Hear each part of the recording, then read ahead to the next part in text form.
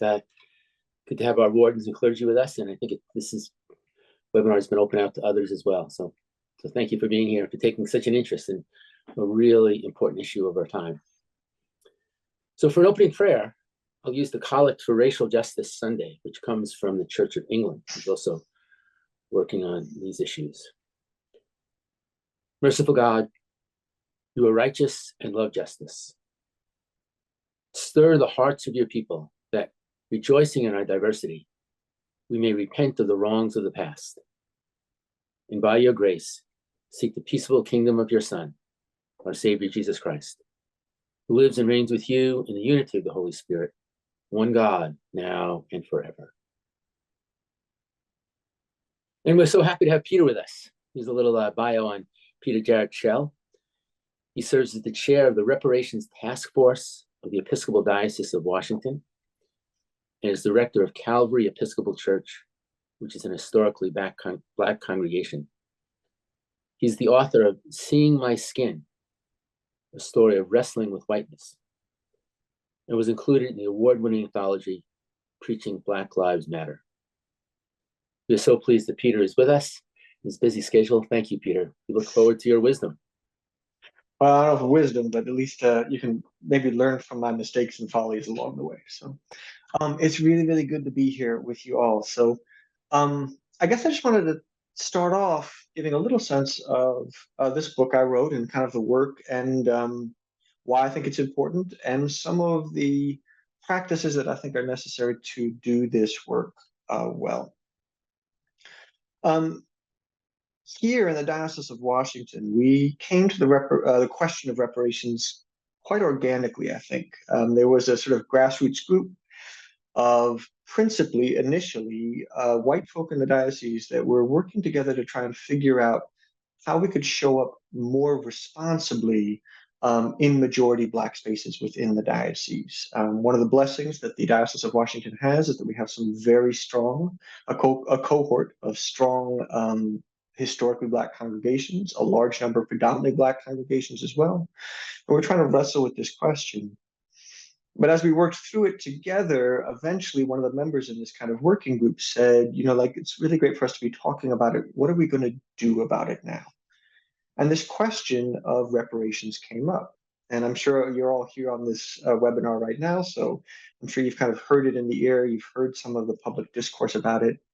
We wanted to begin investigating and considering how the Diocese of Washington might make reparation for its history of participation in and benefit, tangible benefit from participation in anti-Black racism. And so we did a lot of kind of deep dive historical work. We did a lot of work developing curriculums for our congregations so they could begin looking into their own histories, seeing how race and white supremacy had shaped the history of their congregations, where they had received benefit. For our Black congregations, how they had been sabotaged and harmed.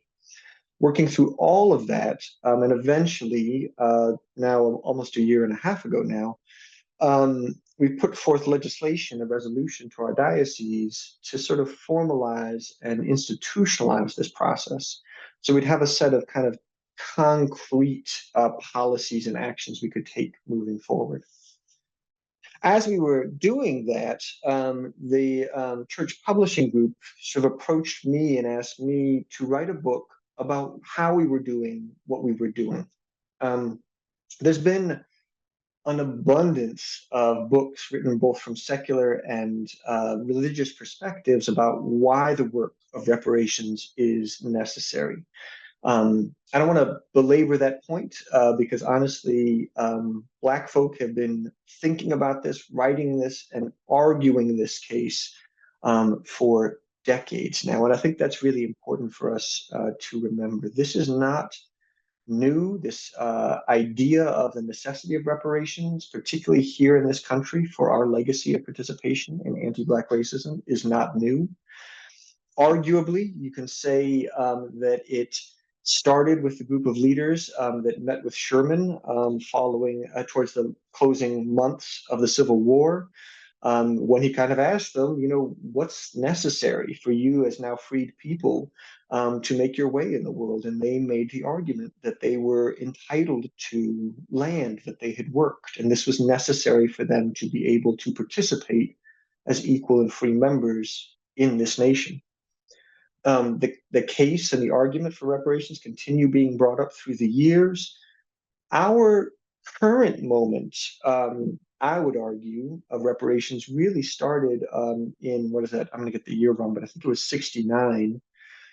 Um, and I am terrible with remembering names, so I'm going to try my best. It is the National Black Economic Development Conference in 69 drafted what they called the Black Manifesto, which made a demand that predominantly white denominations and churches and synagogues as well collectively should transfer $500 million of their assets to the Economic Development Conference itself to be invested in programs for the economic uplift, the economic empowerment of the Black community. And I would argue that all of our faith discourse in basically the now, 40, 50 years almost that have followed, has been kind of resonating from that moment. Of course, it came into kind of new focus and urgency with Ta-Nehisi Coates' article, which I'm guessing if you're here, many of you may have read, The Case for Reparations.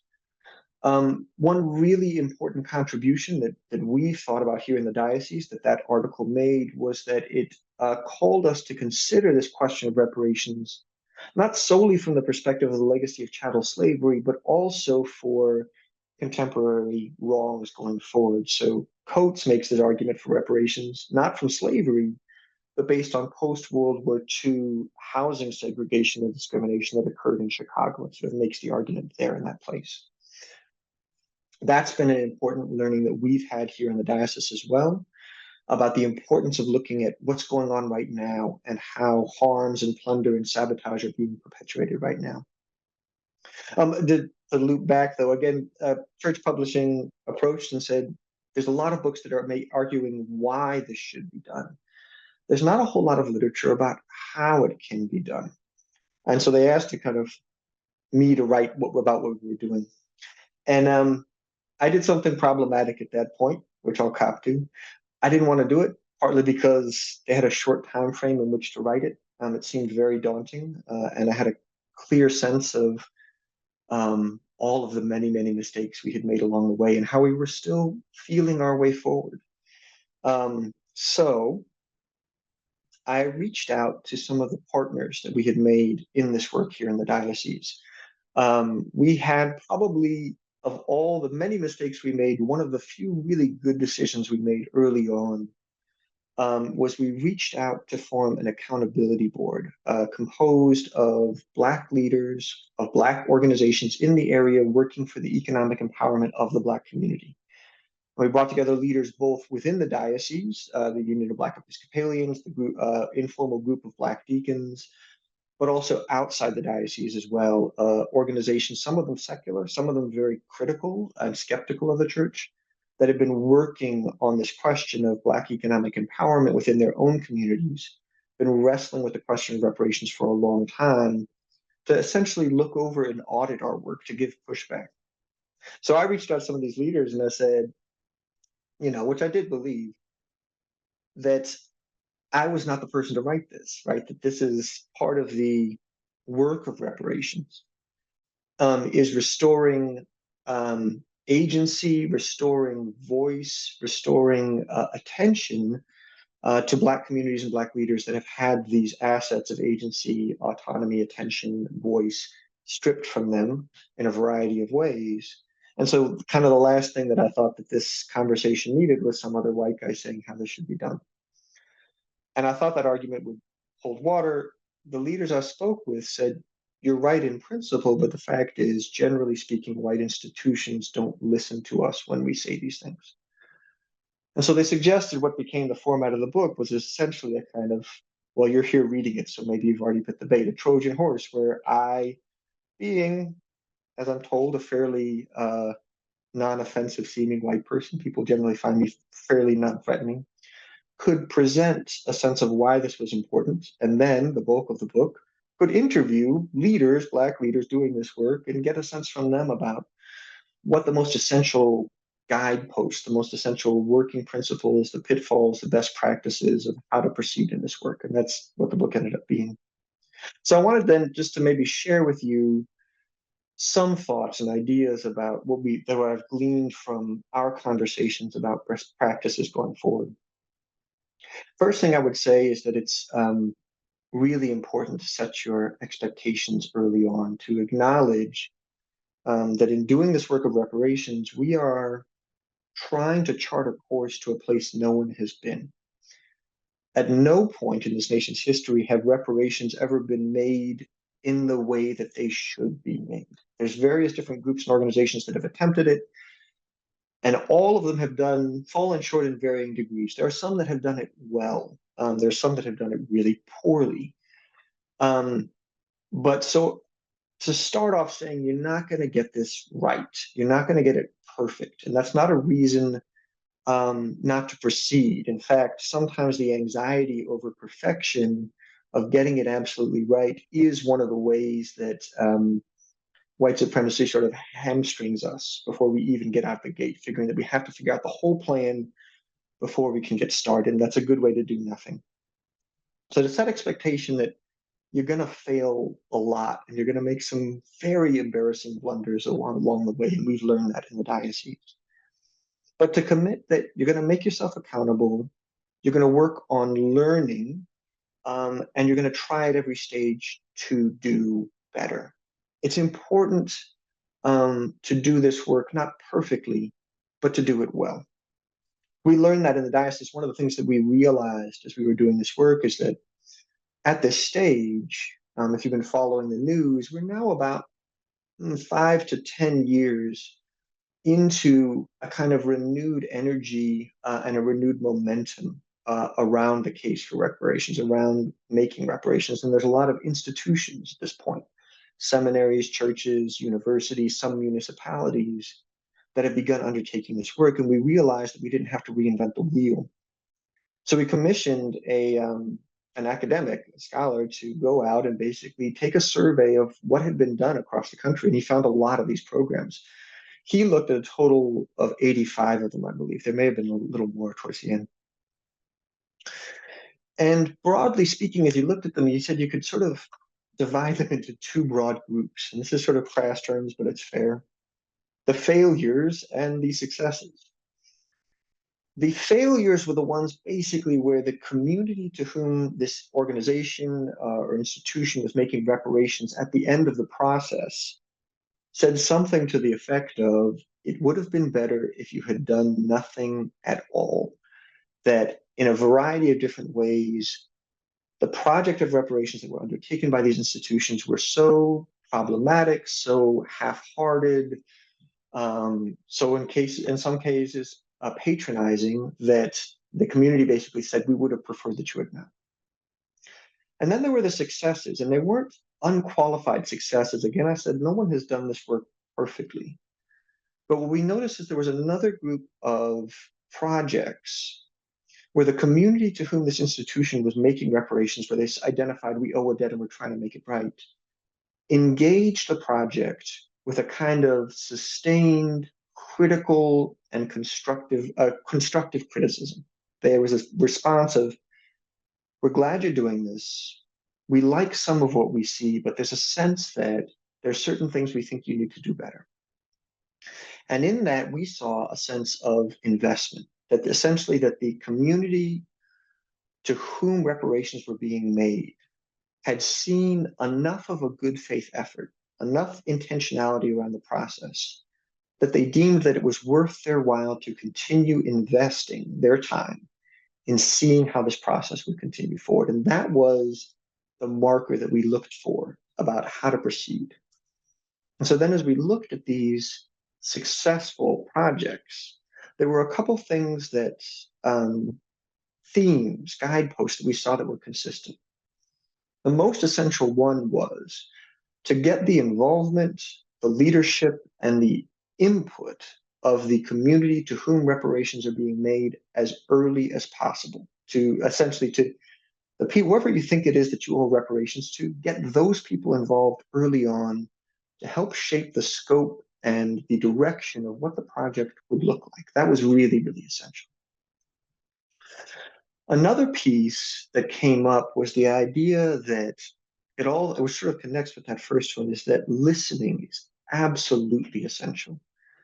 Your community, your institution, your group that is seeking to make reparations must be willing to really hear and lift up the voices of those who have been harmed and be willing to change course along the way based on what you hear. There has to be a receptiveness to the fact that you don't have it all figured out and you're ready to change your deeply held ideas of what this should look like, which can be tough because if you're here, if you're trying this out, probably you've already committed to making a great risk. You've already understood that this is going to be difficult. This is going to be uncomfortable. This is going to be sacrificial. And when we get in that mindset, when we're in a space where we're ready to take risks, make sacrifices, generally speaking, we've kind of revved ourselves up for it. We've got ourselves like passionate and fiery and excited about this. And so then when you're passionate and fiery and excited to have someone say, that's great, but I need you to take a couple steps back and think about how we're proceeding here. I need you to think about this, or that your idea, which is beautiful and great, is not right for us for a variety of different reasons. It can be difficult, but that's really, really essential. Another thing that we saw as it came up was that reparations can never be strictly and only a matter of finance. It can never just be about money. It is about something deeper than that. It's about restoration of autonomy. It's about restoration of voice. It's about truth telling. It's about repair of relationships. It's about institutional change. All of these things must be part of the project. And that's part of the way we can help protect ourselves against what I think is one of the major pitfalls of reparations, is the idea of using it as kind of a weregilt, as a way of hush money or a way of soothing our conscience by writing a check and having it being done. It's got to be transformative for the community and institution that's making reparations, as well as the community to whom reparations are owed. Otherwise, it's not real. But at the same time, one of the refrains we heard over and over is the money really matters. So it's not just the money. It has to be more than that.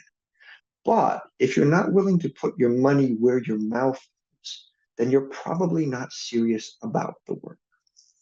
So those were some kind of critical things we heard. Yeah, I think is that how much have I given my time? Do I have more time? How are we doing here? You're great, Peter. Another 10 Oh, minutes and then we'll another 10 shift. minutes. Okay. So that's some of the kind of baseline work and things that I would suggest that you think about as you're undertaking this work. Some kind of frameworks that are helpful in thinking about this. The member of our group that really kicked this off, Carolyn Clam, who kind of said, like, I think I'd like to figure out how we can get the Diocese of Washington towards making reparation, gave a general criteria of what she deemed reparations, how we could understand if we had done what we said we were setting out to do. And her thought was, reparations should be doable, substantive, and a little bit painful. And this is the way she laid that out. She said, it doesn't help anyone at all, neither the people to whom reparations are owed, nor us who are making reparations, if we set for ourselves some pie in the sky goal that we are never, ever actually intending to achieve. So she says it has to be something that we're actually going to act on and do. The second thing is that she said it has to be substantive. It has to be heavy enough and real enough that it's going to make a tangible shift in the community to whom reparations are owed. And finally, she said it has to hurt a little bit. And I think this is true. If we have, and I would actually probably say more than a little bit, but I think if we are doing this work in any way that makes us comfortable, if we're doing this work in any way that doesn't require our institutions to change, to make the commitment of reparations real. If it's, for instance, if we're talking about the money, if it's an amount of money that we can write off without having to really think about shifts in our institutional priorities, shifts in what our budgets are doing, thinking about what we have to give up to make this possible, then almost certainly we haven't done it in the way it needs to be done. It does need to hurt a little bit.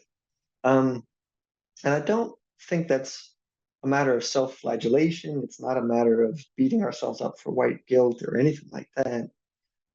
It's just understanding that when an institution, when society has so acclimated us to a certain sense of comfort in whiteness as individuals and institutions, that if we're really serious about unmaking that system, if we're really serious about putting it aside, we need to acknowledge that we are going to be made uncomfortable, right? This whole system's been set up to kind of pamper us along the way, to fluff our egos, to give us freedom and access wandering through the world wherever we may be.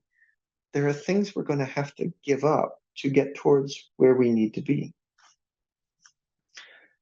But I would put that, as people of faith, alongside the sense that we also need, as white people engaged in this work, to understand our own stake in it, in a certain sense, what we get out of it.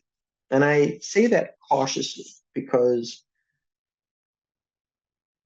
given the legacy of hurt and the legacy of sabotage and the legacy of plunder that has been enacted against the Black community, obviously and clearly, the focus of reparations must be on restoring harms to the Black community. And that's keeping that focus clear is what will give us as white people or institutions engaged in this work the clarity to know what we are actually willing to give up, what we need to give up to make this possible. But I would suggest as people of faith that we really need to think about that act of surrender, that act of giving up privilege, giving up priority, giving up finances as a sacrificial act. And I look in scripture, and when we look at sacrifice, the understanding, the biblical scriptural understanding of sacrifice is always the same, I would say. It's about giving up something we treasure, something we cling to, so that we can take hold of something of greater value, right? So this is why, Jesus tells you, those who lose their life for my sake will gain it, right? This is why he tells us, store up treasures for yourself in heaven. He reminds us of this principle again and again. And with regard to reparations, I would make an argument about how and why we should understand our stake in this. And what I would say is this, there's several points to it, but in the strictly sort of crassly material perspective, there is just abundant and overwhelming sociological research that demonstrates that when we look throughout the whole world, the safest, healthiest, and freest societies are also the societies in which exists the greatest degree of equity across the board. And this is really well demonstrated. And we in this country have decided that we're willing to sit with this kind of baked in inequity between Black and white Americans that has been there from the start and has grown wider over the years. And we need to understand that accepting this inequity is making us less healthy, white and Black alike, less healthy, less free, and less safe. Our nation is less stable because of it. And it is always there, and folk of ill intent have always found ways to leverage this inequity to achieve their own aims over and against the self-interest of the American people writ large. And that's one part of it. Another part beyond that kind of crafty material part that I would say you can kind of find yourself interested in it is to see that if you want genuine relationship with Black folk in your lives, with their friends or family members, fellow church members, neighbors, if we want relationships that are not undermined or sabotaged by the interruption of white supremacy, then we've got to get rid of white supremacy. And you're never going to get there without making reparation. I could talk longer about why that's the case. But I guess just in giving moral bona fides on that front, my wife is Black, and white supremacy interrupts our relationship, the relationship where I feel closest, most committed, most faithful in my life is nonetheless interrupted on a daily basis, both internally and externally, by this legacy of participation in anti-Black racism. And that will never go away until we get to the root of it. And reparations is part of that. So if you want genuine, uninterrupted relationship with Black folk in your life, friends, family members, church members, neighbors, just folk you pass with on the street, reparations are necessary. And finally, I would argue that we have an interest in reparations for spiritual reasons. Jesus teaches us, where your treasure is, there your heart will be also. Jesus basically lets us know that until we're willing to put our money where our mouth is, all of our kind of pious declarations of our intention for righteousness, our intention for racial justice are just so much noise. Jesus lets us know that as long as we are clinging to plundered, ill-gotten gains, as long as we are willing to enjoy the fruits of injustice, while our fellow human beings, Black and white, Black Americans specifically, are being injured and sabotaged, that we have no part in the kingdom of God. And I guess maybe the last piece that I would say, I'm turning on the light in here because it's kind of dark. You want you to see me in a second? Last piece I would say about maybe why you want to consider this is that if you're white, is that one of the functions of whiteness is to give us the sort of stand-in for our knowledge of self and self-worth. If you're white on the call right now, I'd ask you just to consider a question. You don't have to answer, but ask yourself, what is it that you like about being white? If you ask, and I've seen this happen many times, if you ask in a group of folks, mixed folks, what do you like about being part of your community? What do you like about being a member of your race or your ethnicity? Folks who are not white can generally answer that question quickly and with specificity. They can tell you everything they love about their people, about their ways of being and thinking and perceiving the world, about their ways of holding one another. And white people generally cannot answer this question. We have accepted the pottage of white supremacy and sold away our inheritance as people of God, made in God's image, filled with God's Spirit, to receive it. We will never have a clear sense of who we are in our cultural heritage, in our ancestry, in our identity as members of the body of Christ, as long as we are still clinging to that. So all of those, I think, are pretty good reasons why maybe you might want to consider taking on the work of reparations and doing it well. And I think knowing your stake in it is really important because, I mean, we are here in the Diocese of Washington 7 years into this process, and it is tough. It is a long haul. You will face stiff resistance outside. Internally, in your community that is working towards reparations, you'll face a lot of conflict because everyone in the room will be passionate about this work, and everyone will have different ideas about how it should proceed. That's not a failing. It can be a strength in the work, but it does mean you've got to have some fortitude to continue with it through to the end. When we looked at these institutional reparations initiatives that were sort of failures, one of the other consistent themes about when people sort of said, it'd be better if you'd done nothing, was that there was a kind of half-hearted effort that didn't have wherewithal to continue in difficult moments. So you got to figure out what's going to sustain you. And that question of where is my skin in the game? Why does this matter to me to do this work? Is going to be really, really essential. And so probably the most important thing you could do if you're coming off this call and you want to continue it, number one is begin reaching out and making relationship with the Black folk in your community that have been thinking about this question and working on this question for a long time. And number two would be to ask yourself, what's my skin in the game? Why do I care about this? And how tightly am I willing to hold to that thing, that great thing that I want to see and realize in my life when things get tough? So how are we doing for time? Peter, that's wonderful. Thank you for sharing. We've got some questions prepared for you. And I like questions. One of the co-chairs of our beloved community commission, the Reverend Nina Ranadivi Pooley, will take it from here. Oh. So thanks, Peter. Do you need a glass of water? Do you need to take a breath? Yeah, so that's the other thing. Y'all should just, I'm sure you've noticed I'm wordy and I'm rambly, so please do interrupt. I'm happy about that. But I can take a glass. Go ahead. What's going on?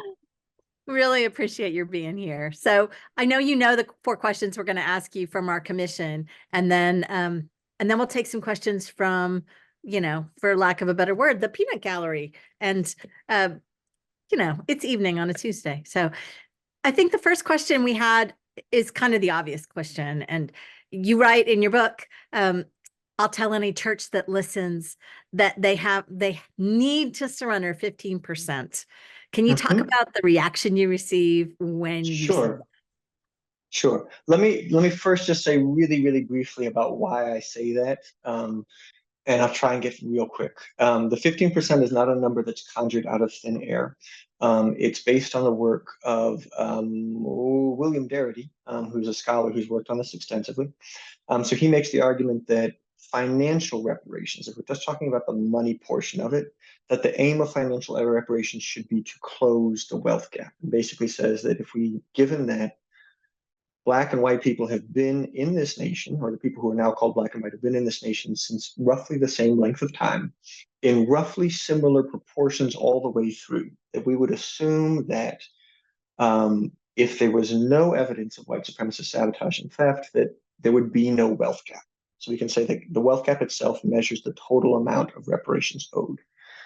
And essentially, if you use the data from the Department of the Treasury, you can see that overall, if white America surrendered 15% of its wealth to Black America, it would equalize the wealth gap. And I think basically white denominations and churches should see themselves essentially as being representative of the overall population. I think that's statistically likely. And that's where that sense of 15% of total assets. And I say total assets, that's another piece that I think is necessary. We got to think about it in terms of the total wealth we hold, not just income. Churches like to think about their budgets a lot. A lot of congregations are really cash poor but land rich. And so if we're not looking at the total amount of endowments, real estate, and buildings, we're not telling the whole picture. So you asked the question. So that's why I say 15%. If you're serious, I think it's going to be 15%. What has the response been? All over the map. So in one case, there was one case of one person that I said this to who actually went out and did it. And that's bonkers. I think he was already moving in that direction. He was already thinking about a number himself, but we had this conversation. Generally speaking, there have been a variety of responses. Responses from the Black community have generally been, that is a good baseline, or that's not enough, right? And I think I totally hear that and understand where it comes from. It looks at that 15% looks at the question strictly from a mathematical basis based on finances as they exist now, wealth as it exists now. So it doesn't even attempt or consider how do we make reckoning for 400 years of trauma, pain, and abuse. I have a reason why I don't think we should consider that in. Partly I basically say because it's impossible to do. You can never make that right. And partly because other Black leaders have pushed back on it. Oh gosh, my brain is just, yeah. I was speaking with a number of people who like talked about these kind of harms they experienced, and were like, there's simply no amount of money that could make that right. So we don't consider it that way. So that's been one pushback, though. It's like, okay, this might be a place to start. You know, there may be more that needs to be done, and I would agree with that.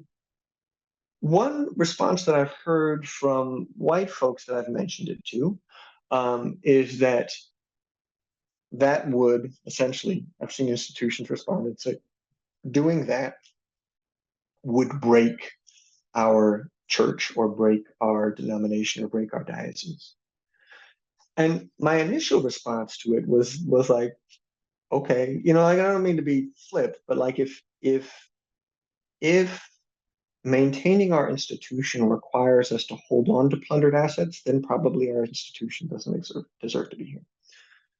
And Jesus does tell us, you know, that like I said, you got to lose your life for his sake. So like, this would be something we're willing to do.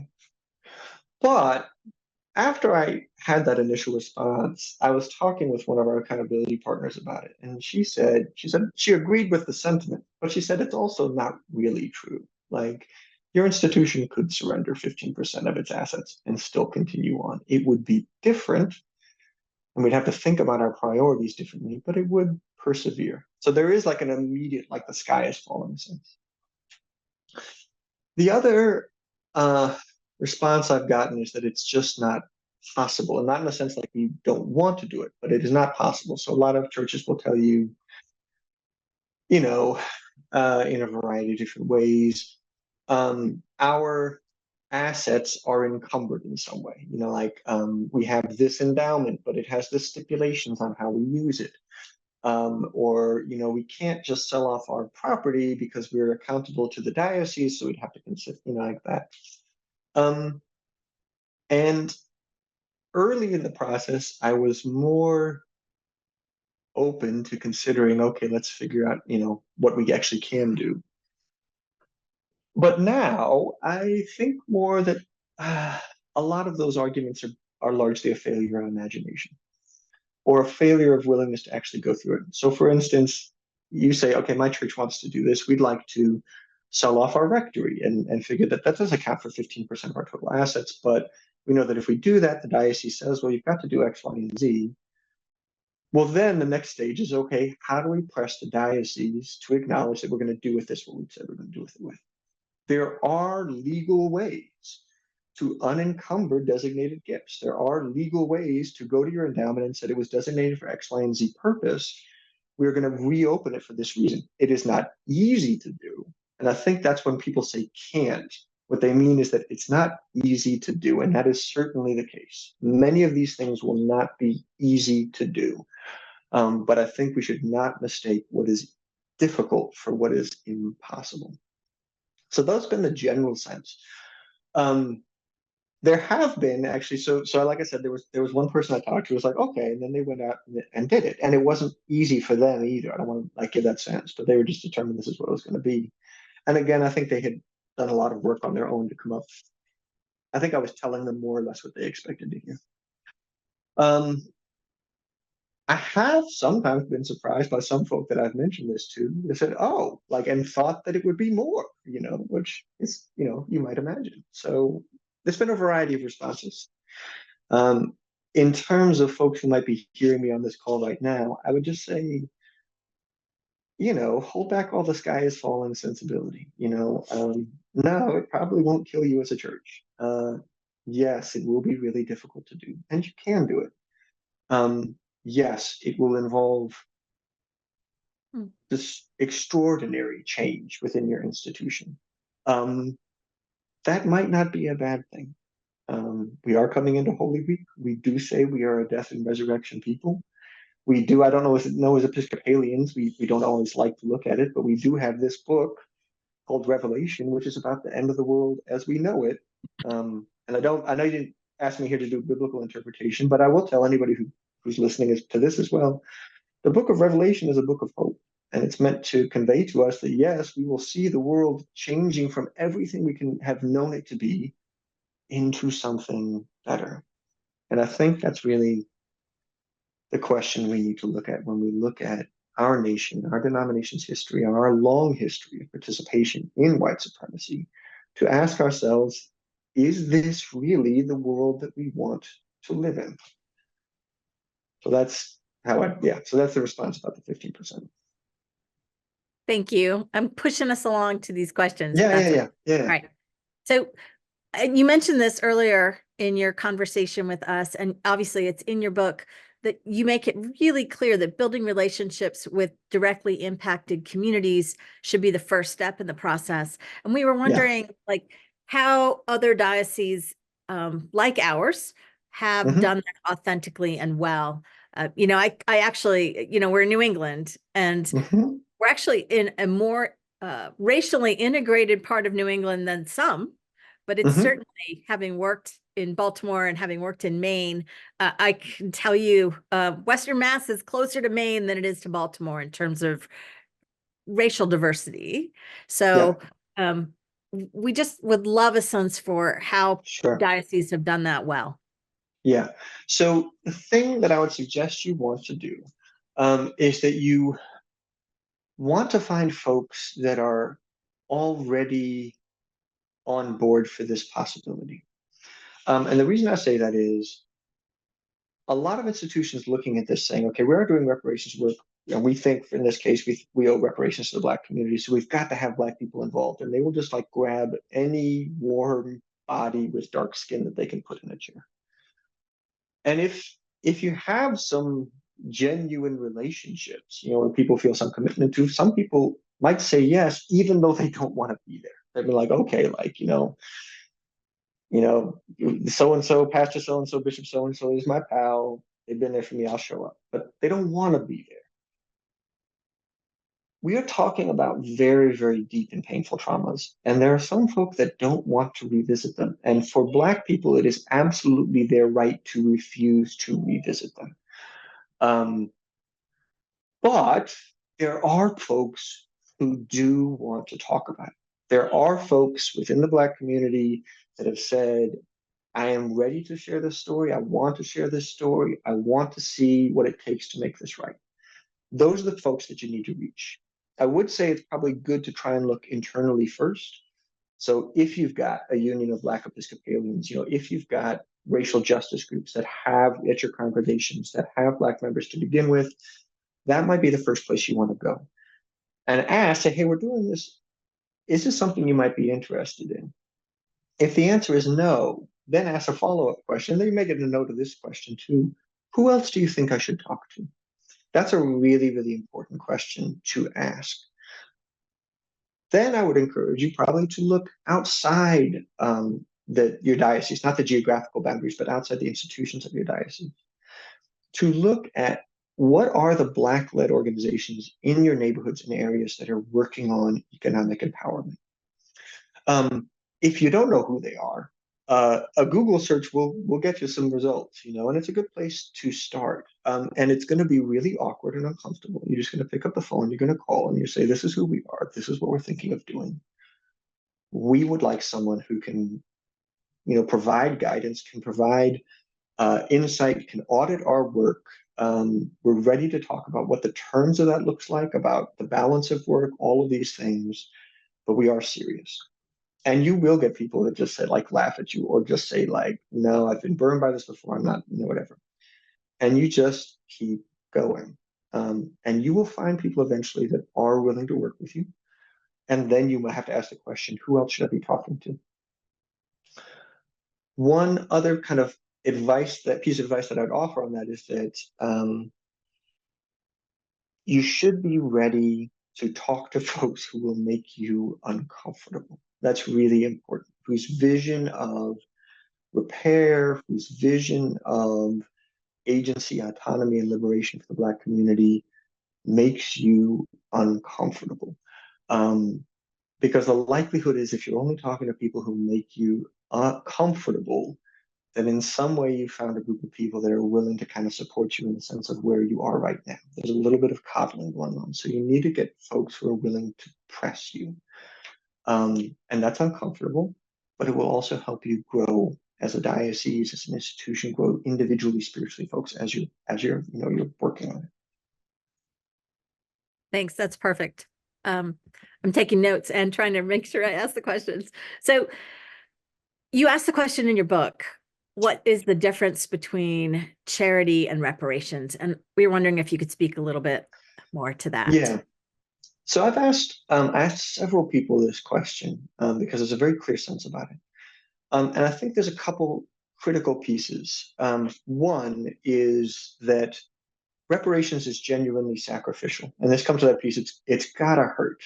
Charity you can do without really affecting the choices you're making. Reparations needs to be at a sizable enough level that it's really having to shift your institutional priorities to make it possible. The second big piece is that reparations is a genuine act of surrender. And Episcopal churches we like to do philanthropy. Philanthropy can be good.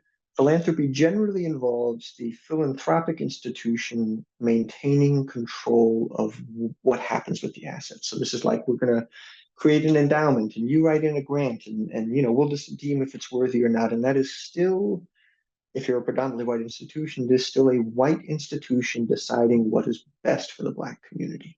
So there's a genuine aspect of release and surrender.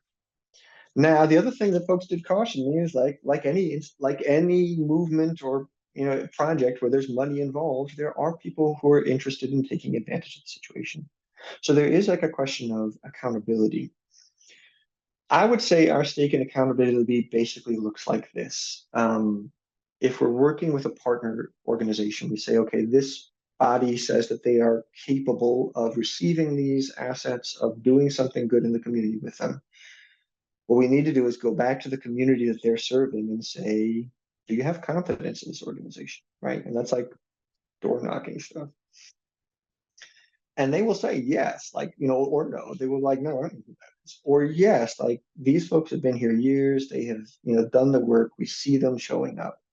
And at that point, if the organization has the confidence of the community, then you just kind of have to bite the bullet and hand it over.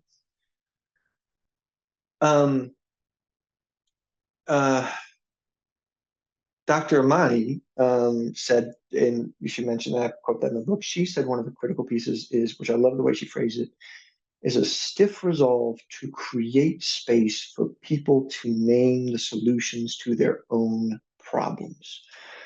So it's basically saying, what do you need to create space for this to be possible? Because a lot of the time, like people are so busy, who have been sabotaged and undermined, are so busy just getting by that they're creating that imaginative space to think, okay, what would a solution look like is really difficult. So first stage is like, okay, what does it actually take for you to have space to breathe, to look at the situation and say, this is what it looks like.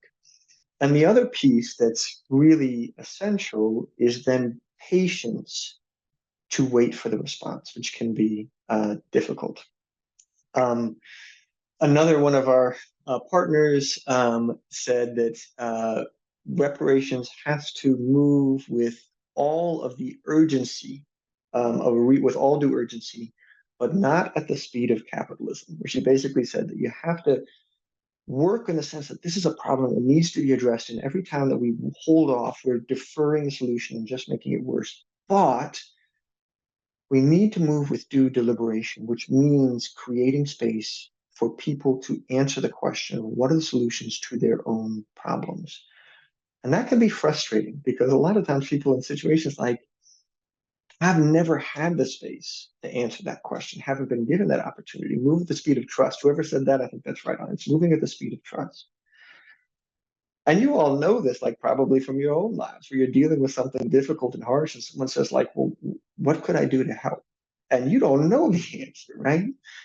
And people will get frustrated and say, okay, well, I asked, and walk away. You have to sit there in the space and wait until they get back to you and say, I thought about it. I had space now to breathe, came back, and this is what it looks like. So like it's creating that space. That's part of the difference between reparations and charity. Brilliant. Because my brain is a possibilities place. And so my brain's going all over the place. I'm going to stick to the last question.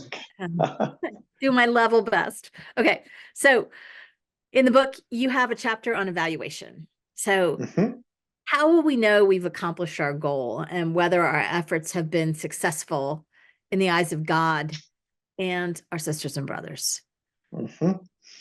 So one piece, and again, I think this was the brilliance of Carolyn's saying, partly in the sense, is this hurting? Like, is this making us uncomfortable? Another piece is in those relationships that you need to build along the way, where people begin to say, and again, I want to say that given the scale and scope of the problem in the 400 years we're dealing with, it's not evaluation about did we finish the work? It's an evaluation about are we making concrete progress in the direction we need to be going? And that's where, relationships come in and say, we've seen you've hit these road marks. This is good. This part needs work. It's partly looking at ourselves and saying, have we changed as an institution? Does our leadership look different? When we gather together to talk about our budgets at diocesan levels or congregational levels, is someone raising the question, like, I see this annual budget.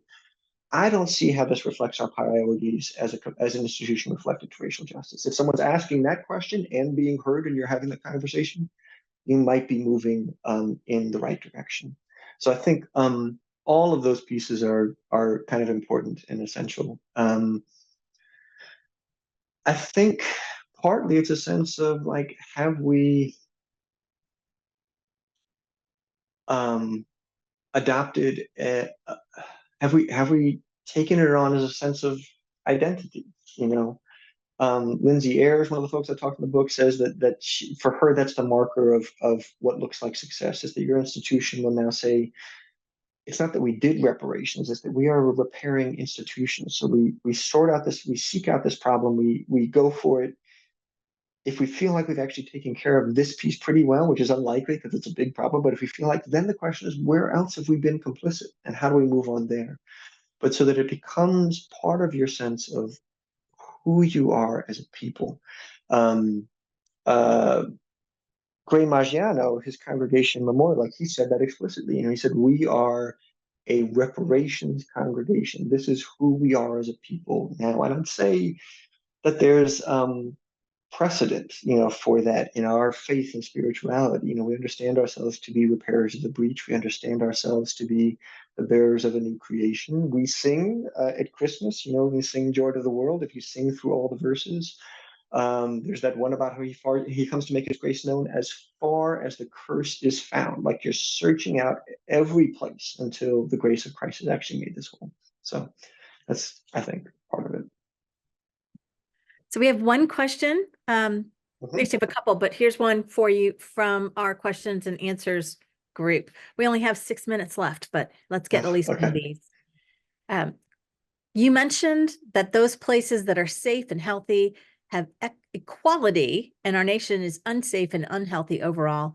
My question is, aren't those places that are safe and healthy mostly homogeneous? Japan, Scandinavia, etc. What places that are as diverse as the US are safe and healthy? Yeah. So that's a very good point. And I would actually say that, unfortunately, given the last 500 years, the places that you see a lot of ethnic and racial diversity are also the places that carry a heavy legacy of colonialism. So you could say that, you could make the argument that in stating that I'm not like isolating this variable of homogeneity. I think we can look and see that there are homogeneous communities that are inequitable and are not safe or healthy. So it does suggest that there's some independence of those variables. But again, I would actually say this kind of goes to this piece about charting a course to a place that we have not seen or known. It is really hard to find racially and ethnically diverse and actually integrated, because we've got diverse communities around the country, but they're not all integrated. Diverse and integrated communities that also have a high degree of equity across the board. I guess I would say it sounds like an idea worth trying. And since we've never actually tried it on that basis alone, given the other benefits that we can say are not connected to that, I think it's probably worth trying. And again, because there do exist ethnically homogenous communities that are also inequitable and unsafe, unhealthy, and unfree, it does suggest to me that those variables have at least some degree of independence. Thanks. That's, again, brilliant. Yeah. Really, I've been talking to smart people. That's all it is. we really appreciate this. We've had in our diocese, we've heard from the Jarrett-Schell. We had Stephanie Spellers last year. We've done a resolution for atonement, and our commission is working on next steps, and some action, and then what happens next, and how this then filters down to congregations. But we're trying to do the work at the diocesan level as well. So we really appreciate your time and your passion around this. It's important. I don't know that there's more important work, but it's just, I found your book to be extraordinary, but also exhausting. Highlighted, like I underlined so much, and yet when I'm looking at it as a co-chair of the Beloved Community Commission, I was like, oh, it's so heavy. It's so ongoing. It's identity shifting, and yeah, that's who we're called to be. But the thought of doing it, like just that you guys are 7 years in, is inspiring. And I don't know. Thank you for getting out there and in front of this, so that some of us can try to follow behind and do it in our own way and place. But again, have some footsteps to follow is important. There's joy along the way. I would also say that there is joy along the way. Like it's a slog. It's like a lot of hard work, but there is joy along the way. And there's joy in realizing you can be more honest and brave than you thought you could be. There's joy in beginning to have the glimpses of building relationships across lines of race that are like qualitatively different than the ones you were used to. There's good things. There's joy of like meeting that's what this book is like meeting really, really brilliant, creative people that share extraordinary ideas that they just offer off the cuff. Like there's good things that happen. There's joy in it. That's good, because I think when we're, as people of faith, when we're doing what we're called to do, there's a great deal of joy. It doesn't make it easy, but it's worth doing. So I appreciate that. So I'm going to pray us out. I'm a big fan of Jan Richardson and a lot of her blessings. And in her book, In the Sanctuary of Women, she has a chapter, a book within the book of Harriet Powers, who is an American folk artist and quilter, born into slavery in rural Northeast Georgia, who went on to create those Bible quilts, which hang in the Smithsonian, among other places. And this is a prayer written around and for Harriet Powers, and around that idea of quilting pieces. From all that is broken, let there be beauty. From what is torn, jagged, ripped, frayed, let there be not just mendings, but meetings unimagined. May the God in whom nothing is wasted gather up every scrap, every shred and shard, and make of them new paths, doorways, and worlds. Amen.